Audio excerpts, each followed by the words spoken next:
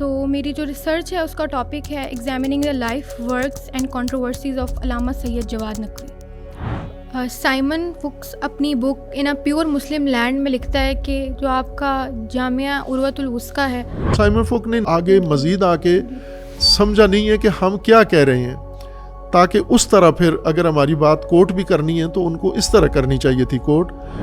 جامعہ عروۃ الوثقیٰ کی میں تاریخ آپ کو بیان کرتا ہوں کیسے بنا۔ علامہ صاحب آپ کا کوئی ایسا طالب علم ہے جو آپ کی لیگیسی کو قائم رکھ سکے، کوئی ایسا جو کہ آپ کے نظریے کو آپ کی طرح یا آپ سے بھی بہتر بیان کرتا ہو؟ علامہ صاحب آپ کی کوئی سیاسی وابستگی ہے؟ اگر نہیں تو یہ غیر جانبداری کیوں؟ اس سیاست میں بے طرف نہیں ہے، غیر جانبدار نہیں ہے، جانبدار ہیں ہم۔ پاکستان ایک جمہوری ملک ہے، یہاں پہ آپ ولایت فقیہ کے ارتقاء کو کیسے دیکھتے ہیں؟ ایرانی نظام کی بات نہیں کرتے کہ ایرانی سسٹم پاکستان میں لایا جائے۔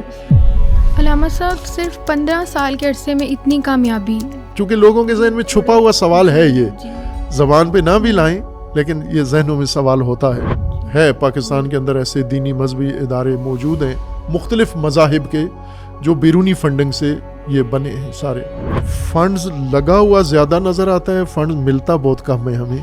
ان دو طریقوں سے ہم کام کرتے ہیں، تو یہ راز ہے اور یہ راز ہماری قوم کو جاننا ضروری ہے۔